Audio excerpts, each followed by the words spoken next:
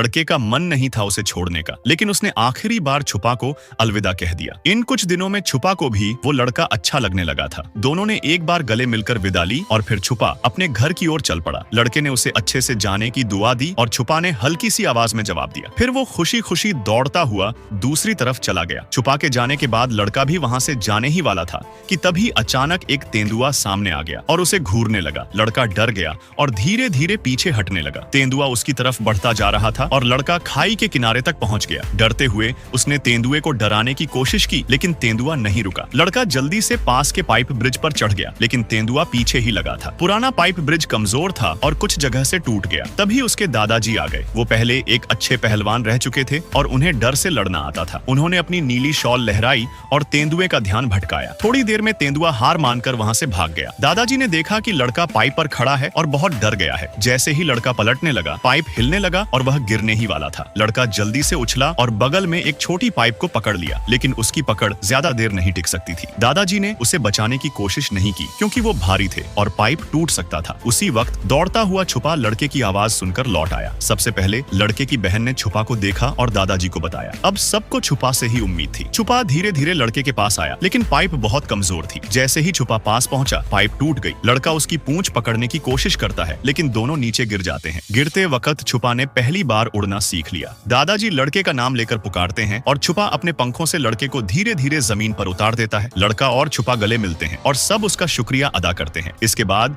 छुपा एक पत्थर पर चढ़कर जोर से चिल्लाता है। तभी एक गोली चलती है और छुपा को पीछे से लग जाती है। वो थोड़ी दूर जाकर गिर जाता है। असल में वो आदमी जो बुरा काम कर रहा था चुपके से पीछा कर रहा था। वो छुपा को पकड़कर दवाई के प्रयोगों के लिए ले जाना चाहता था ताकि पैसे कमा सके। उसने छुपा को पकड़कर एक पिंजरे में बंद किया, गाड़ी में डाला और वहां से भाग गया। वो जबकि बाकी लोग वहां खड़े बस देख रहे थे। तभी लड़के का छोटा भाई कुछ देखता है। एक शेर जैसे उड़ने वाला जानवर आकर उस गाड़ी के सामने रुक जाता है। उसने पंख फैलाए और जोर से दहाड़ा। बुरा आदमी भागने की कोशिश करता है, लेकिन वो जानवर अपनी ताकत से गाड़ी को रोके रखता है। फिर गाड़ी के पीछे भी एक और बड़ा जानवर आता है। फिर अचानक ऊपर से एक और जानवर गाड़ी पर कूद पड़ता है और गाड़ी की छत दब जाती है। अब 3 बड़े छुपा गाड़ी को घेर लेते हैं। बुरा आदमी छुपा को गोद में लेकर बाहर आता है और बाकी जानवरों को डराने की कोशिश करता है। उड़ता हुआ जो छुपा था वही उसकी माँ थी। वो अपने बच्चे को देखकर दुखी थी, लेकिन हमला नहीं कर रही थी। बुरा आदमी सबको धमकाता है, जिससे माँ पीछे हट जाती है। तभी दादाजी पीछे से आकर उस आदमी को पकड़ लेते हैं। छुपा उस मौके का फायदा उठाकर भाग जाता है और दादाजी उस आदमी को एक जोरदार झटका देते हैं। बच्चे इस सब को देखकर खुश होते हैं, जैसे उन्हें दादाजी का पुराना जमाना याद आ गया हो। शाम हो गई थी। छुपा और उसकी माँ उड़ते हुए चले जाते हैं। लड़का अब अपने पापा के जाने के दुख से बाहर आ चुका है। वो दादाजी को अलविदा कहकर घर लौटने